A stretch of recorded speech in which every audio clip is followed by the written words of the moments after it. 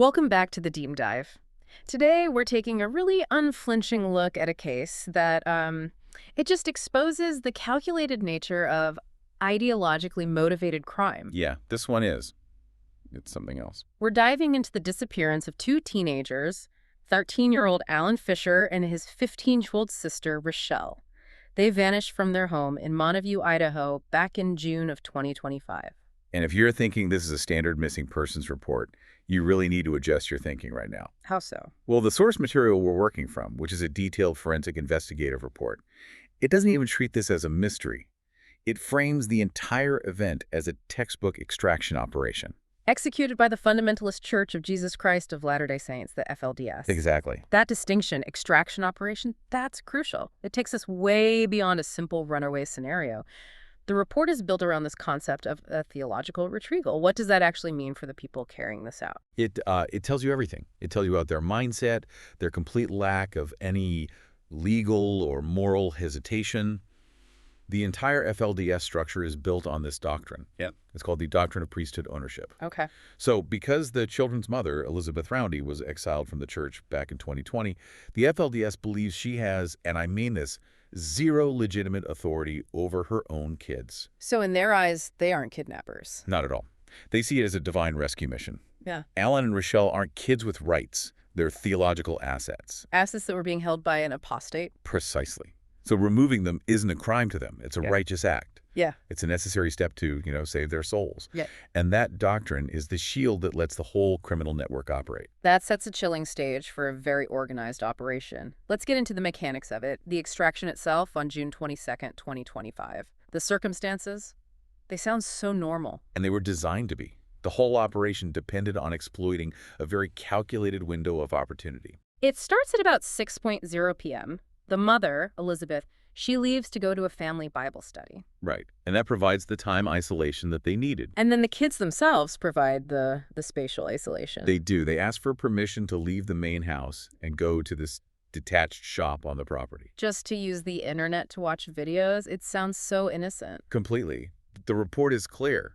This was the calculated maneuver that got them an unsupervised window of about an hour and 45 minutes. And when their mother gets back, she's not confused at all. She immediately told investigators somebody came by the shop and hauled off with them. That is a core piece of evidence right there.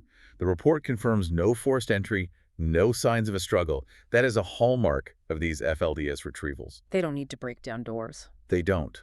They rely on psychological grooming beforehand, so the children are either willing participants or, easily coerced. They just need to wait for the car to show up. And this is where the evidence of that grooming, it becomes tangible. Rochelle's last known appearance. Yes. The dark green prairie dress and her braided hair. Which is iconic to the FLDS. It's a critical detail, and it points directly to premeditation. That style of dress it's a uniform of adherence. You probably wouldn't have been wearing it just day to day. The report suggests she might have even changed into it right before the extraction. As a signal. As a signal. It communicates to the operatives that she's ready, that she's adherent to the priesthood's will. It's a powerful visual signature. Let's talk about the location. Montague, Idaho. It's remote. How did that help the operatives? Well, the isolation gave them a tactical advantage in two main ways. First, reconnaissance. The mother had mentioned seeing vehicles, right? She called it stalking. Yeah, she saw FLDS-associated vehicles driving past the property for days leading up to it. In a place with such a low population density, a strange car is way less likely to get noticed or reported. And the second advantage? The escape route. Montague is close enough to major roads that they could get out of Idaho and across the border into Utah very, very quickly. That complicates any immediate police response. And we do have one solid lead from the scene. The vehicle. A gray Hyundai sedan. With Utah plates. License plate 4BYT6. Which basically screams, we are not staying in Idaho. It connects the whole operation back to their logistical network in Utah. But even with that plate number, tracking the vehicle it's incredibly difficult. They're almost never registered to the individuals involved. Okay, so before we get deeper into that logistical system, we have to talk about how this wasn't a one-off event. Not at all. This was phase 2 of a campaign against this family. The blueprint was laid out 2 years earlier, in 2023, with the disappearance of the older sister, Alintra D. Fisher. Right, she was 16 at the time. The 2023 extraction was the operational rehearsal for this one. So how did that one go down? A slightly different protocol. Alintra disappeared from the same house, but she stole her mother's car, a gray Honda Civic, and left a note promising she'd return it. And the car was later found abandoned. At a prearranged handoff point in McCammon, Idaho, which confirms she had external support waiting for her. But the really revealing part of that 2023 case is the father's role, Nephi Fisher. Oh, absolutely. The mother has full legal custody, but Nephi admitted Alintra was with him at his home in Colorado and just flat out refused to return her. He laughed at her, didn't he? He said, "She is home." How is that even possible without immediate felony charges if the mother has legal custody? And that's where the jurisdictional friction comes in. The FLDS is expert at exploiting this. Family court orders, especially when a non-custodial parent is involved, often start as civil matters. Law enforcement response is slowed way down. So the clock just runs out while the legal paperwork crosses state lines. That's the strategy. And the report highlights something critical about Alintra's role. She wasn't just a victim anymore. She transitioned into an operative. It's the strongest conclusion. The mother reported seeing Alintra watching the home in the weeks before the June 2025 extraction. Alintra was likely the one doing the final reconnaissance, the final grooming. Using her own sisterly bond as the primary point of contact to get her siblings ready for pickup. It's a devastatingly effective psychological weapon. The children are going willingly with people they know and trust. Which complicates the legal definition of kidnapping even further. Okay, let's pivot to the FLDS factor itself. The logistics needed for these multi-state operations, the report calls it the bleeding the beast infrastructure. This is the engine of the whole network. And it's a kind of logistical genius, really, all rooted in exploitation. The beast is the secular government. So bleeding the beast is? It's exploiting every form of government assistance you can think of. Welfare, food stamps, you name it, and funneling all that money into the priesthood. So how does that welfare money translate into, say, a gray Hyundai with Utah plates? Through sophisticated financial tools. They use shell companies, communal property trusts. These trusts own everything, the land, the houses, the cars. So when they buy a vehicle, the money is untraceable to any single person. So when police try to trace the ownership of that Hyundai, they just hit a brick wall. A total brick wall. The paper trail is designed to scatter. It makes asset forfeiture, seizing the car, basically impossible because technically it belongs to a communal religious trust. And the operatives in this case were identified as adult siblings. That ties back to that emotional leverage again, doesn't it? Absolutely. The FLDS almost always uses adult family members, aunts, uncles, older siblings, as the abductors. They're a bridge back to that familiar church life. They're not strangers. Which lowers the risk of the kids panicking during the drive. Dramatically. And now we have to talk about the gravest, most immediate threat here, especially for Rochelle. At 15, the report is very clear this extraction was likely timed for a specific purpose. This is the ticking clock.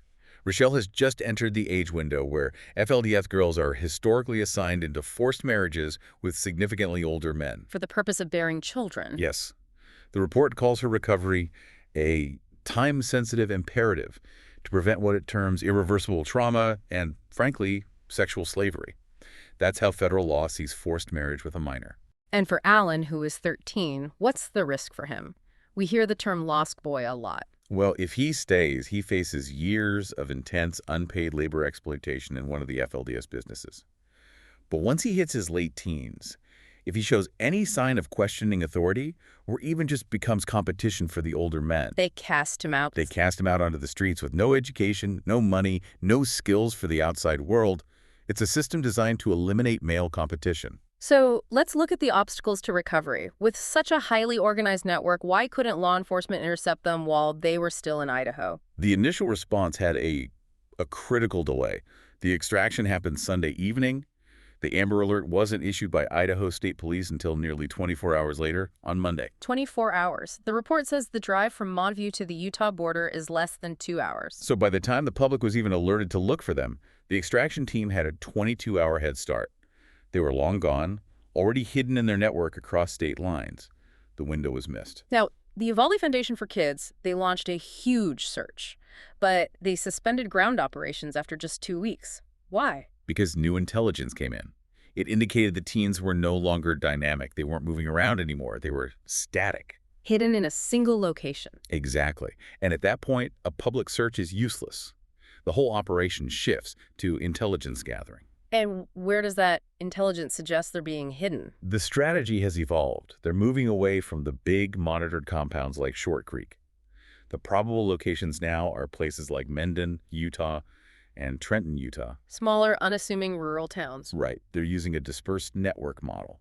They quietly buy property and blend in, which makes pinpointing one safe house exponentially harder. This brings us right back to that legal nightmare, the jurisdictional friction. The fact that this case spans Idaho, Utah, and Colorado is something the FLDS actively uses. They absolutely exploit the seams between state agencies. If Idaho police find the kids in Utah, they can't just go get them. They need a warrant executed in Utah, which takes time. Time the FLDS uses to move the children again before the warrant arrives. So looking at the long game here, it sounds like the FLDS is just running out the clock. That's the grim reality of it. Custodial orders become void when a child turns 18. They just need to hide Rochelle for 3 more years and Alan for 5. If they can do that, the case is, from a legal standpoint, effectively closed. So what's the path forward? What does the report recommend for actually resolving this? It says recovery now requires one of 2 things. Either human intelligence, a defector from inside one of those cells in Mendon, or Trenton, who gives up an address, or federal intervention. Elevating the case under trafficking statutes. Right, which would bring the full financial tracing power of the FBI and DHS down on that Bleeding the Beast network. It would force the entire structure to start unraveling. The whole operation was Yes. It was premeditated with such a level of care, designed to bit the system at every single turn. It was. And if you need one final thought on just how calculated this was, on how committed they were to permanently erasing these kids from the secular world. What is it? The investigation found that Alan and Rochelle's birth certificates were stolen from their mother's home 2 months before the extraction in June. Wait, 2 months before. So stealing their legal identities was the first step. It was a preparatory act. It was designed to strip them of their Gentile identities and make it easier to permanently remove them from the system before they were even physically taken. The case of Alan and Rochelle Fischer is just a stark example of an ideologically driven criminal network defeating the child protection system. It really forces you to ask, how do you build a defense against a doctrine that doesn't even see children as people, but as property?